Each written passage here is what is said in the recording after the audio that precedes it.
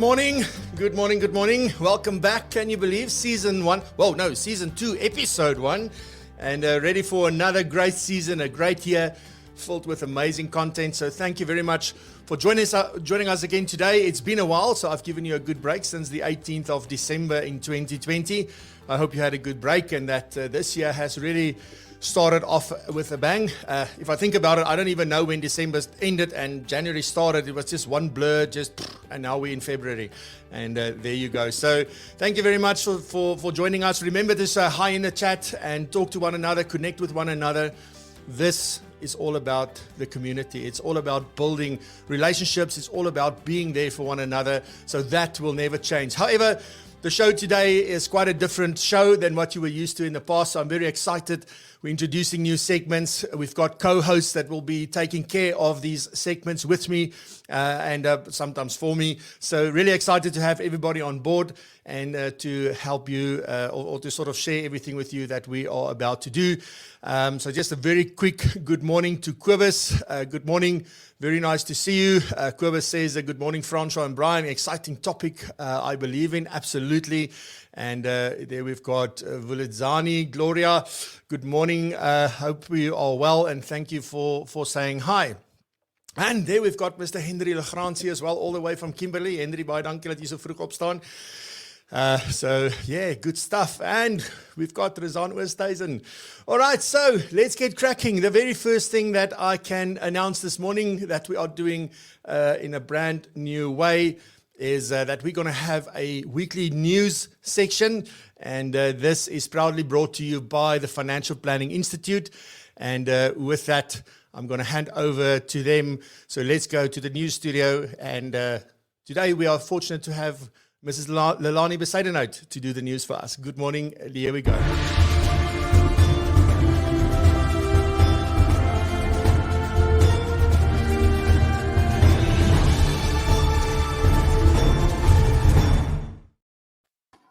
Good morning, everybody, and welcome to this fantastic Friday, and a special shout out to the FPI professional members on the line this morning. So I need to condense this news flash in quick 5 minutes for you. So highlights to be aware of and very important changes as per the annual refresher this week. Be aware that there's some changes coming through in the General Code of Conduct. Now, the General Code of Conduct is a board notice of order legislation to Section 15 of the Phase Act. Very important change that will crystallize for you. It is around remuneration changes. Specifically, if you want to read about those sections, it is in Section 3A, capital A, within the General Code of Conduct.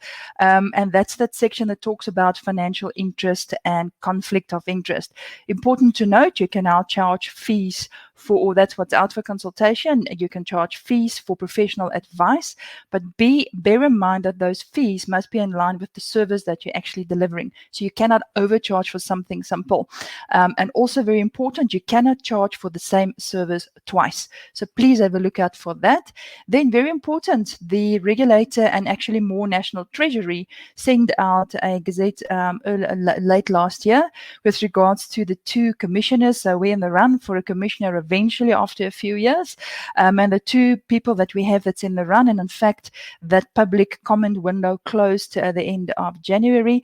And we have Miss Astrid Luden, who's currently at the Prudential Authority, and she used to be the commissioner at the CIPC. And it's also between Astrid and Unati Kamlana, who is currently the head of legal and policy at the Prudential Authority. So I guess we'll hear around about the beginning of March, more towards the end of February maybe, who the Financial Sector Conduct Authorities Commissioner is going to be. Then there's some very important immigration tax changes. You've seen all of it. Cyril announced it, and it's the 3-year lock-in with your retirement, but also around your different funds. We no longer can take 1/3, 2/3. So for your provident fund, so please be aware of that when you advise your clients. We'll most probably, Francois, in next week's session, hone in a bit more on the immigration tax changes because it's way too much to cover in this slot that I have this morning. But be aware it's changes that's effective 1/3, and it has got to do with your financial immigration, where you no longer can take your retirement funds, but you lock in a 3-year period. Then a very important update from the Financial Planning Institute of Southern Africa. Now, you know our position in the COFI paper, Conduct of Financial Institutions, and especially the Financial Advisor categorization paper around professional financial advice and financial planning. And over the years, we've also developed the Financial Advisor curriculum. There was a very big hole in the industry around what standards for financial advice should look like, especially product advice, but more so also professional advice. So it's no surprise that we went through quite a robust strategic session or strat session with the board late last year. And we have updated our vision statement, which has always been professional financial planning for all. We've updated that to professional financial planning and advice for all, because you cannot move away from the professional advice and or product advice component if you are licensed with the FSCA, for instance. So yes, that is a very big announcement from the FPI side, Francois, that our vision statement has updated to professional financial planning and advice for all. And the FPI professional members will later this month can join us for a chat session with me, the chair, Naveen, of the FPI board, and also Kirsty, the vice chair, to talk around the vision and some plans that we have at the FPI. Now, Francois, I really tried to keep it to my 5 minutes. So next week, we will actually focus more on the immigration tax changes, and that slot will be taken up by David Kopp. So thank you for the opportunity, and a shout out to everybody again. Have a blessed Friday. Amazing. Lelani, thank you very much. Pleasure. You are a true professional. So thank you very much. That was great. Getting all that information into 5 minutes, it's not an easy thing. So thank you very much. And I look forward to have that discussion next week with David. It's a very topical sort of thing. And I just want to wish you well. Have a good weekend. And we'll see the FBI back next week. So thank you very much. Thank you. Good stuff, ladies and gentlemen. Then let's look at the next section, and this is on personal development. So there we've got Norma Simons joining us, and I hope you're going to enjoy this. We're going to do this every single week. It's a standing feature. So the first one will be news, the second one will be personal development, and the third standing feature will be either a featured topic or a featured guest. And then there will be a last section that will be rotating over time, and we'll have different segments every week to end off with.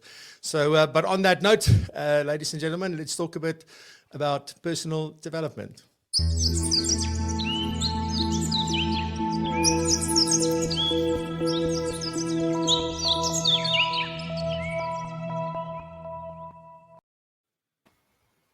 Good morning, everyone. Just here this morning, Francois started the good work about goal setting on Wednesday, and hopefully you'll get a bit about how the mind plays a role in this goal setting from what I'm about to tell you this morning. So if we're looking at goal setting and what does the brain do in goal setting, we can just basically firstly maybe have a look at what our brains will do without us setting goals. So number one would be that our brain always wants pleasure, want to seek pleasure and avoid pain. So if we don't have that North Star that we're working towards, then we might fall into that trap of looking for the things that is easy and looking for instant gratification and what feels good in the moment. Number two would be you creating more of the past. So we've got those little highways we build in the brain because of things that we've done repetitively over years.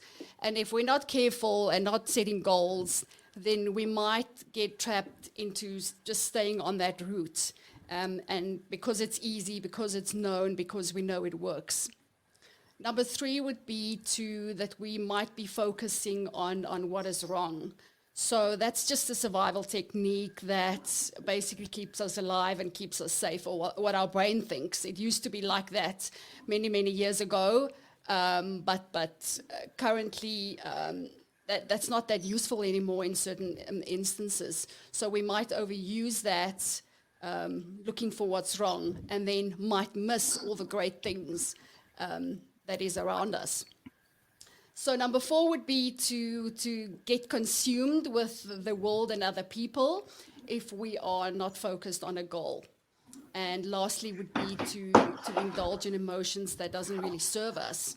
So we've got this mental chatter that's in our head daily, and if we don't watch it, it can become sort of a negative chatter, and then it can result in us doing self-pity or self-loathing, or being overwhelmed, or being too focused within ourselves, or put the focus too much on ourselves. So with goals, we basically redirect that chatter in a positive way, and using that energy and focus to rather be putting it towards our goals. So now the other side is, what is the positive effects of goal setting? So number 1 would be that we have something to focus on. So again, mainly the brain always wants to keep us safe and make sure that we stay alive. So we have to look for that target. And if we don't have the goal, then we might again fall into that trap of doing what's good in the moment, do what feels good right now, to the detriment of our long-term goals.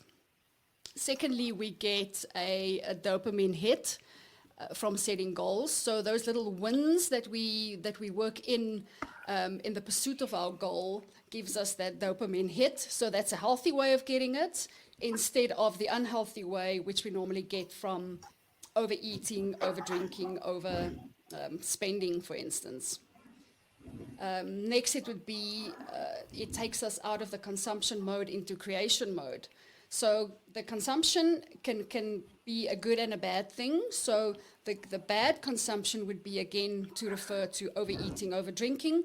And the good consumption would be to, if we keep on reading, we read book after book, we do seminar after seminar, but we never implement it. So what we want to do, and with goal setting, is that we want to create instead of just be consuming. And that would be creating in your business, putting new content out there, finding new ways of dealing with your clients, and then again, taking that creation and using it in the other areas of your life as well. And then also to increase our self-confidence. So this is not that false self-confidence where we want to reach goals to prove ourselves worthiness or being enough. It's really seeing who we become in pursuit of that goal. It's just to show ourselves that we can do the hard things that sometimes we do not feel like doing the hard things, but we still do it. It's that being courageous and going after what we want, and that builds the self-confidence. And then lastly, it's just having fun. I think it's amazing if we can just see what our bodies and our minds are capable of, and also just adds to our life experience, and it just broadens our horizons. So basically, just to wrap up, is our goals really just hooks us up with our future self. So we can either plan our goals from our past, or we can plan it from our future. So if we sort of plan it from our future, it's like we're standing on this mountaintop and we've got the 360-degree view. It's like very unlimited, and there's lots of possibilities. Versus creating goals from your past, which would be very limited, constricted. I sort of want to think about it as being in this tunnel, and then, creating your future from being in this tunnel. So, yeah, hopefully what I've told you today helps you in goal setting, and hope you guys are on track with the goals that were set earlier this year. Thank you. Thank you. Back to you, Francois.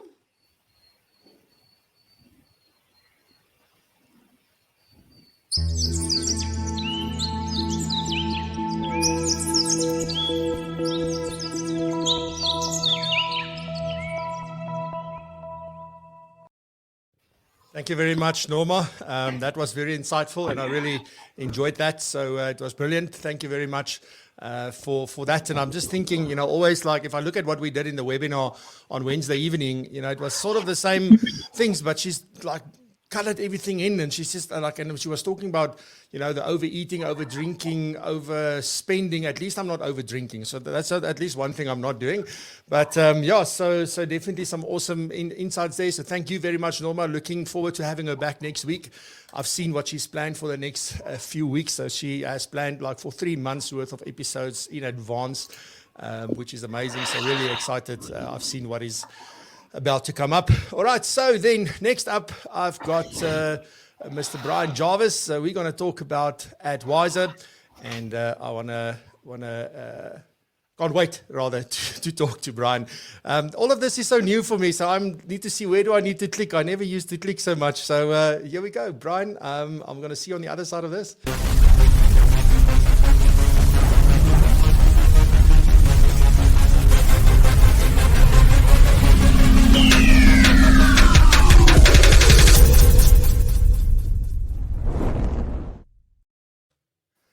Good morning.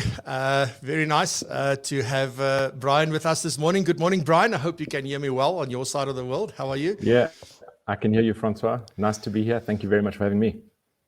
Fantastic. Yeah, this has been a little bit overdue. We were supposed to do this last year, and then we were supposed to do it with the first episode in January, and then I'll let you know that, Brian, I'm sorry, I'm only going to start in Feb.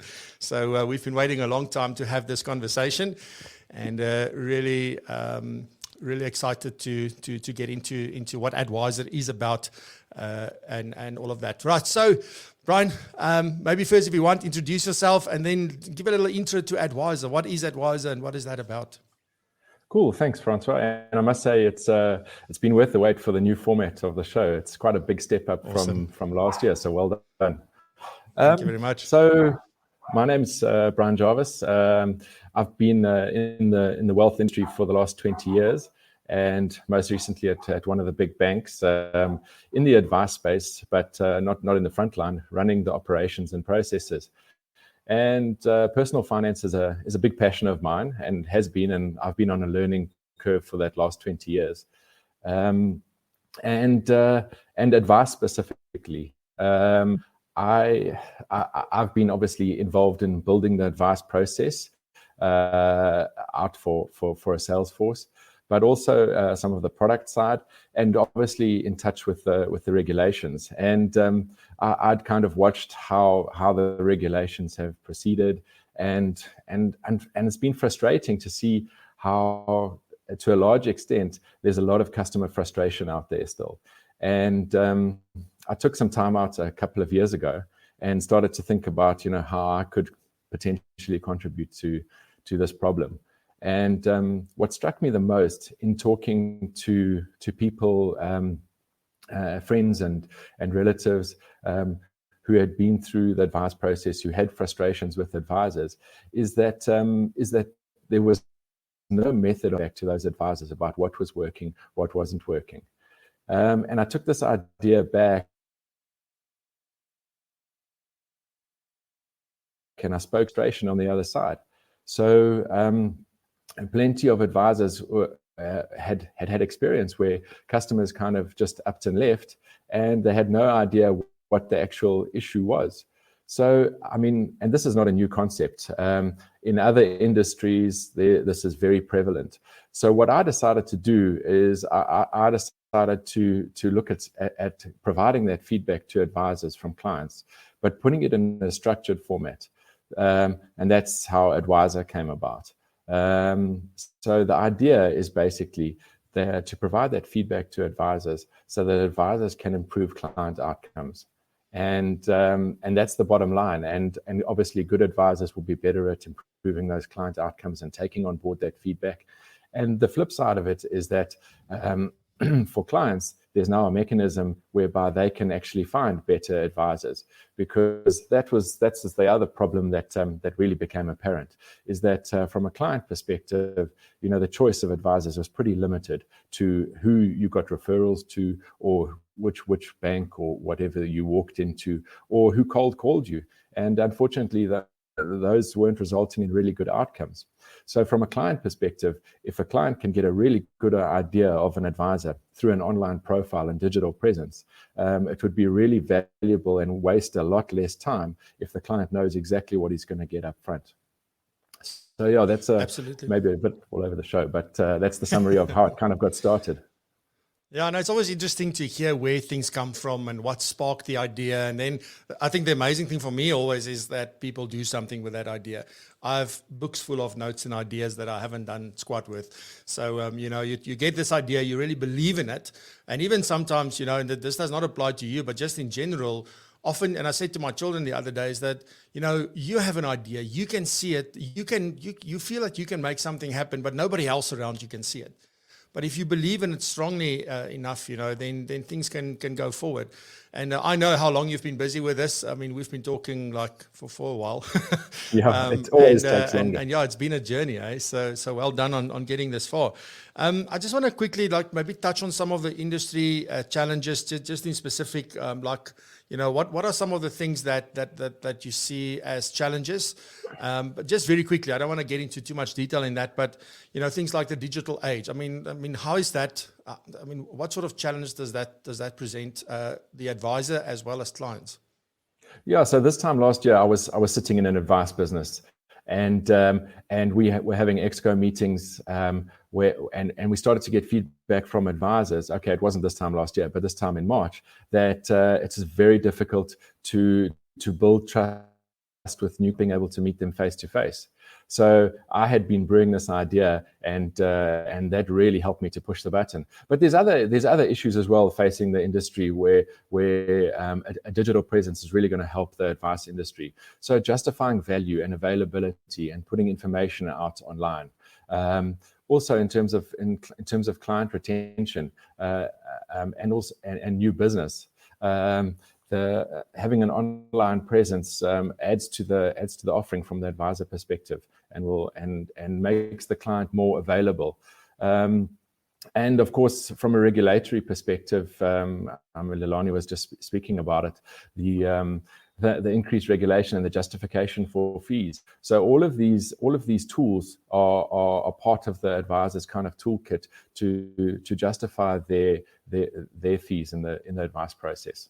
And lastly, I would hate to say that this came about due to COVID, but if you look at the broader situation, we do have, we get reminded every year at the conferences that the advisor population is getting older every year, and new entrants are really battling to make it into the market. And now clients also are not going to engage in the traditional ways.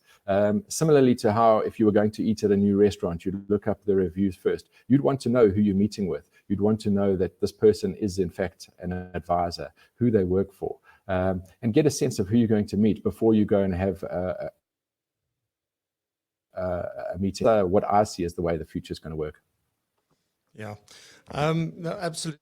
And I think some of those things have really been an issue, and I'm also looking forward to the segment here after. We're going to talk about marketing and branding, and there's some interesting stats that we're going to share in that specifically that will also support all these things that you are saying. What I do want to know, so how does advisor work? Advisor. Advisor. How does advisor work? What is the process? Let's talk a little bit about that. Yeah. So the way that it works is all the advisors listed with the FSCA are visible and searchable on the site. So from a client perspective, you can type in a name or a company and see that the advisor is actually listed. And that's obviously beneficial to clients who actually just want to check them as actually a bona fide registered advisor.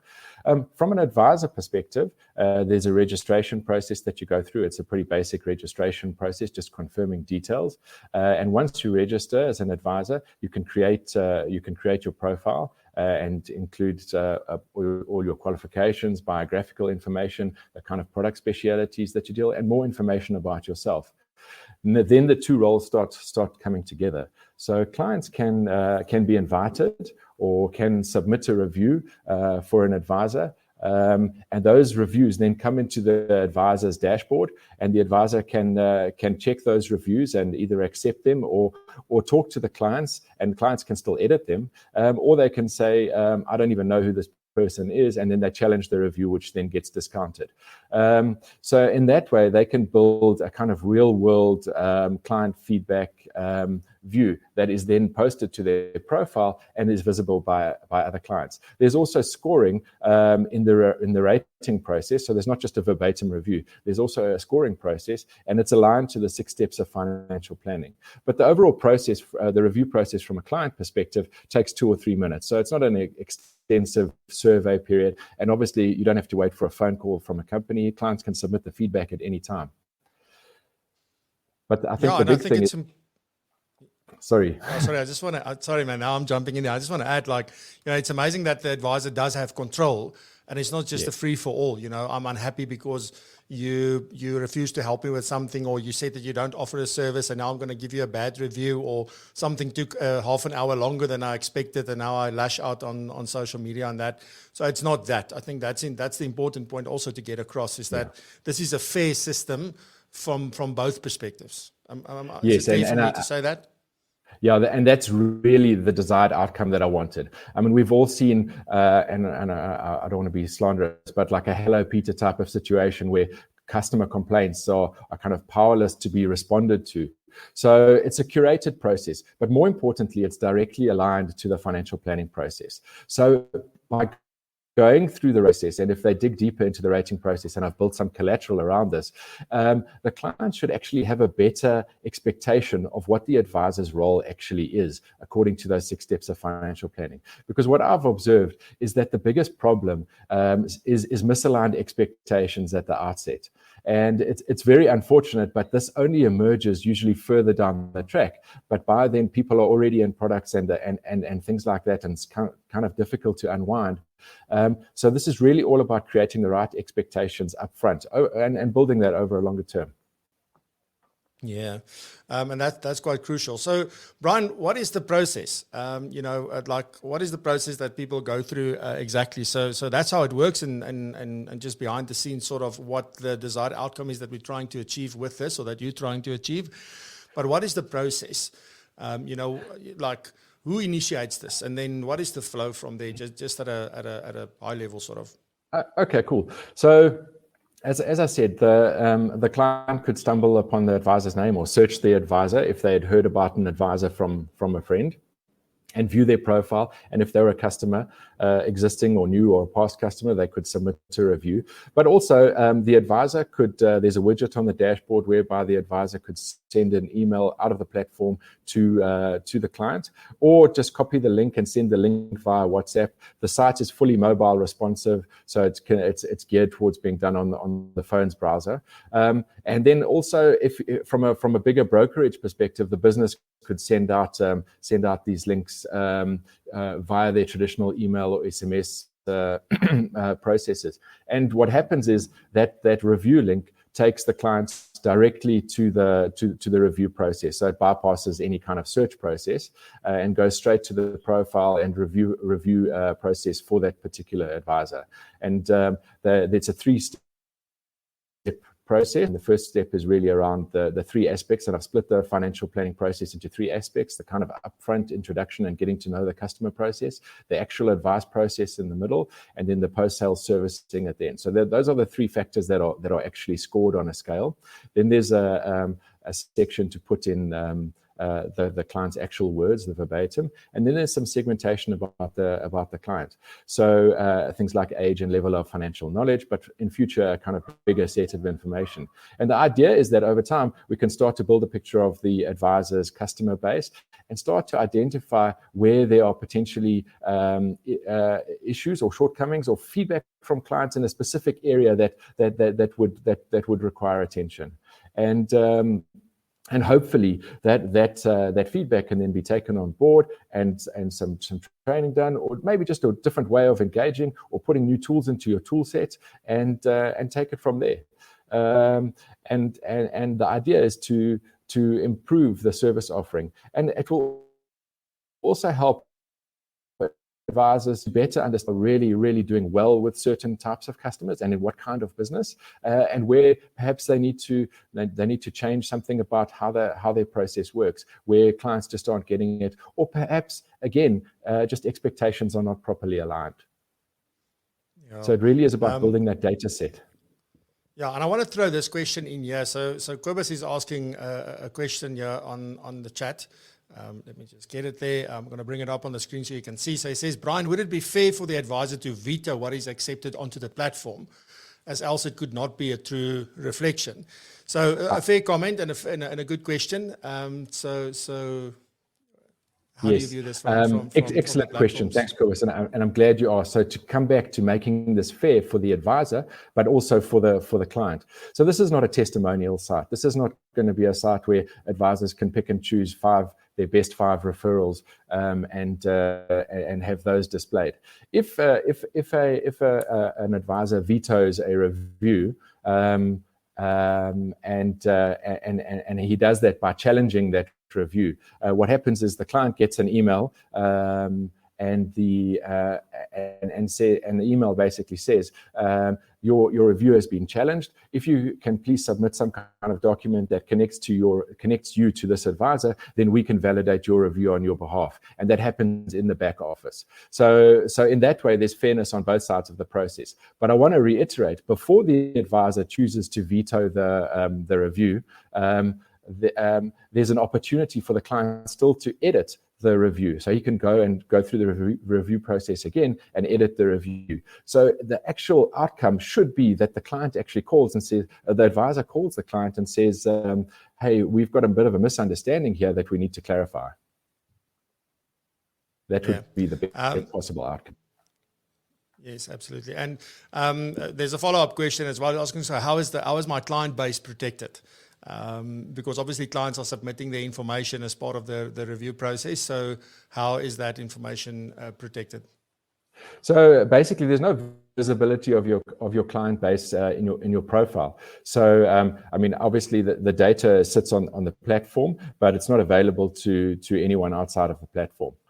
And you can see who from a data level who has reviewed who, but all of that data, if anything is published, is anonymized from a client perspective. So there's no actual information around the client base. Yeah, and that's important because I mean, you can also probably Kobus, go check the terms and conditions because there will be terms and conditions on the site. I'm pretty sure, Brian. Yes. Yes. You can just confirm. So there you can also see exactly how things are treated. So that's also a good place to start. All right, so then there are some platform tools for the clients and for financial advisors as well as for your business. So let's talk through the platform tools quickly, Brian, and just sort of, if we talk about platform tools, what do we mean and what do they do and so on? Yeah, so I've spoken about what the client says to, and that's really the 24-hour feedback channel and the search capability. From an advisor perspective, one of the tools, and it's there's a freemium version, so it's basically free for everyone, but there's some of the tools and widgets which are for premium users, and the fee is 100 Rand a month or 1,000 Rand a year, and it's payable via the platform, and that gives you access to an extended profile and things like putting a video in, a more complete biography, LinkedIn profile, and your qualifications. So over and above what the normal users have access to. And in addition, there's a dashboard where you can compare scores to other advisors within your FSP and then also across the industry. So I know, I'm not sure, Francois, if you're familiar with the concept of Strava, which is a fitness app where you can compare yourself to different users across the same kind of distances or segments, as they're called in Strava. But essentially, this is the financial advisor equivalent. So there's a dashboard there at the moment, and that will be fleshed out so that we can look at different aspects of the financial planning process, compare advisors. All right, cool. And then sorry, man, there's a question. So in terms of what you can see, so there's a live dashboard, so as you say, so to have a look at that and sort of start comparing certain things.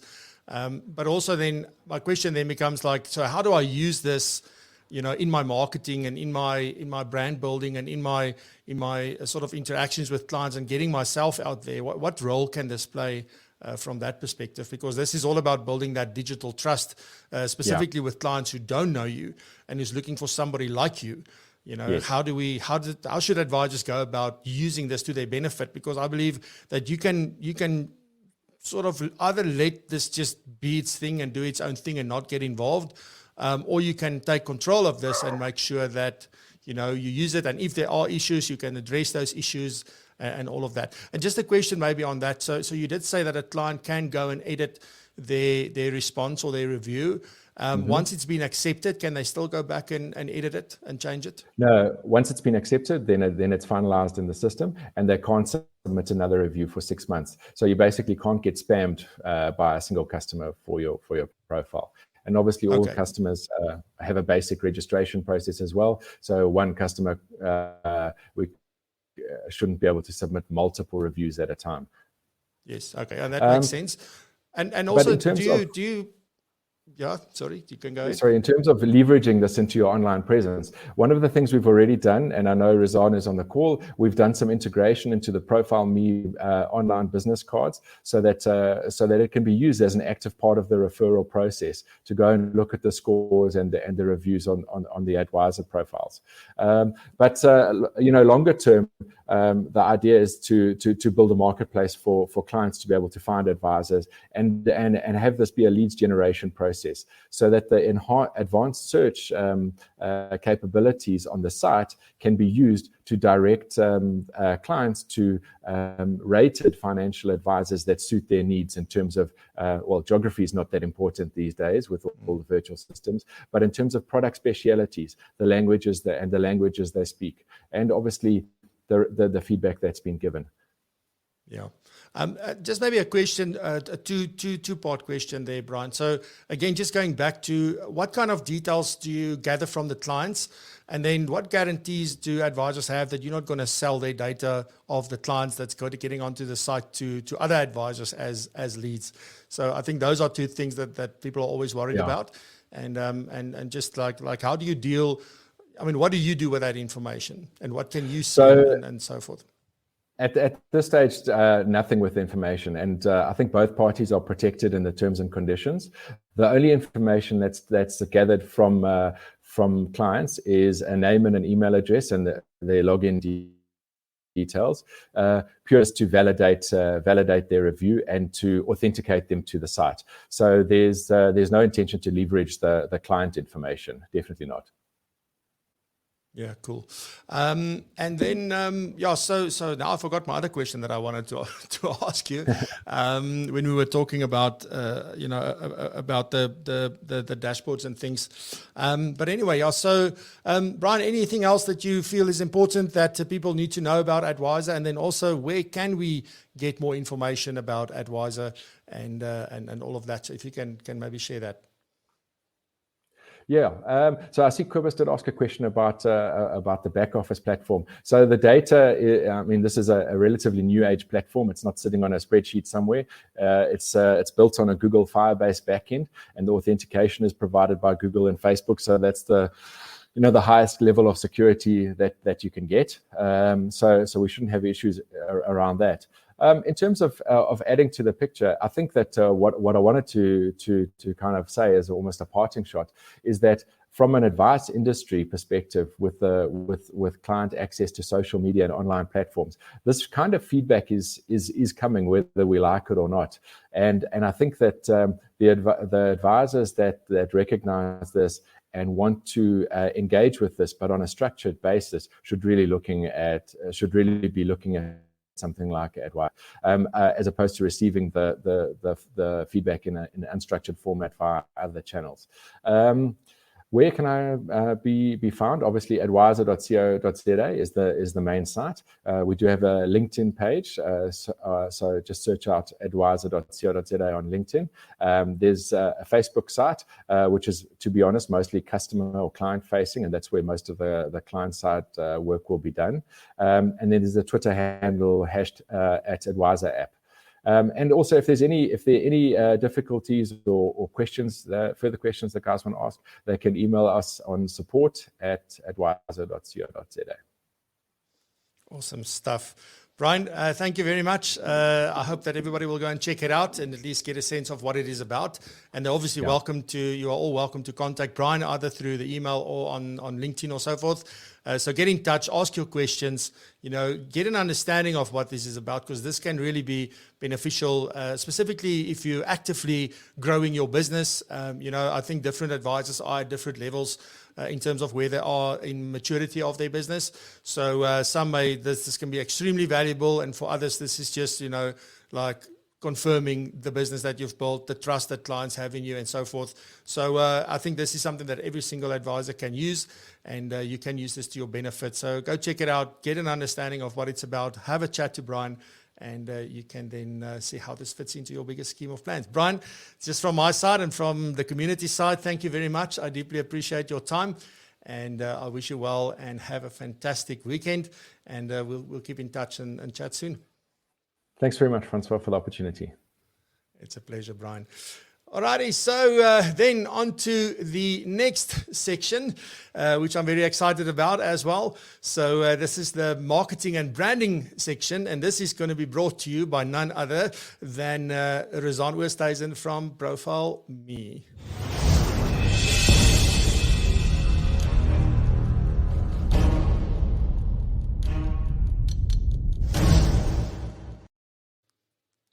Good morning, Francois, and good morning, everyone. I hope you're having a wonderful day, or you're going to have a wonderful day. Brian, brilliantly done. I think that's great. One place where you could collect your client reviews for life and testimonials. It's absolutely brilliant. I think it's a good thing to have a look at. To kick off this segment and to start off the year, just to reflect on where we are at on the state of mobile, and looking at some of the latest reports that's come out. Mobile is now our number one screen that's accounting for the greatest share of people's mind shares. So we are spending more time on mobile on a mobile screen than any other device out there. Now, do we have an emotional connection with our mobile phones? Think about if you had to give your phone to somebody else and then having them have a look around it. The resounding answer is yes, we do. We have a connection with our emotional connection with our mobile phones, and studies do reflect this. The latest study from the Journal of Marketing, they're hailing it sort of as our adult pacifiers and also our safe zone. So from this study, it does show that people are more willing to open up about themselves on mobile. And as a consequence, they're also more willing to disclose personal information about themselves, like a phone number or an email address, via their mobile phone, opposed to their desktop or laptop device. Now, the latest stats coming out from App Annie, and this is really great because at the start of 2020, we didn't really, going into the pandemic, we didn't really have a lot of stats to work with and make decisions on. Those stats are slowly and surely coming out now and giving us a great platform to make decisions that we can go forward into our marketing strategies. App Annie's State of Mobile report for 2021. You can find it online on my LinkedIn activity feed. You'll also find my key takeaways from that. Relating to the financial industry, mobile fuels 45% more financial engagement. Mobile is the channel for influencing financial decisions. So just to reiterate that, mobile is the channel for influencing financial decisions. Time spent in finance apps during 2021 was up 45% worldwide. So mobile really is the place where you want to be when you want to get close to your client and when it comes to getting them to get to the decision-making part. Mobile, from the App Annie report, we can gather that mobile is the common thread in financial decision-making, from consideration, evaluation, purchase, and investment. And tying in back to Brian there, when it comes to your verification part and people wanting to look about who you are, can they trust you, what is the social proof that you provide, they are most likely to do that via mobile. A couple of other very interesting stats that's come out is that we now spend roughly 42% of our waking lives online. That's crazy. I don't know how we're getting to this, but this is really a really good stat to look at. And the average internet user is clocking up almost 7 hours a day on the web. Another very interesting takeaway that's come out from the report is that older age groups are the fastest growing segments among some of the top social media platforms. And these are specifically the top ones that came out is specifically Facebook and Snapchat. Not saying those are the ones that you need to run to, but it's very, very interesting that we're seeing the older age bracket coming in there. It is in the 50 plus age bracket being the fastest growing segment. So I think really the takeaway here is if you want to get close to your client or your prospect, the idea is to get to where they spend the most time, and this is on their mobile phones. The closer you are to your prospect's mobile phone, the closer you are going to be to that decision making that they're going to be. When they get up and they leave their laptop, they're taking their phones with them. So really bringing in a strategy where you're getting closer and closer to your prospects' mobile phones is probably a really good idea. And that's all from me for today. And thank you, Francois. Back to you. Thank you very much, Razan. That was, I've got goosebumps. Like, I love stats like that, and it's interesting, like what we see as two dying platforms are exactly the two platforms where the older, I'm also now getting older, are rushing to, Facebook and Snapchat. A lot of people have been talking that these platforms are sort of, people are moving away from them and looking for other places, but it seems like, no, it's not entirely true. Certain people are leaving. No, I will say that if you see the older take up, these are not your early adopters. So the lag that the drop off that you will see is the early adopters, and that top of the curve, they're already dropping off. Your late adopters now, these are the people that are taking up. It is a cycle that you do need to look at, but I think it is very valuable to know that very possibly high net bracket is now on Facebook. If you do want to get them, it's probably the place you want to go. Yeah, absolutely. And you've got now access to clients that you couldn't communicate before because they weren't there. So that's cool. I think that's quite awesome. Razan, thank you very much. And we'll see you back at least once a month for this segment. So thank you very much. And you did a phenomenal job. So thank you. I will chat to you soon. All righty. So thank you. And then this is the last segment. So let's do it.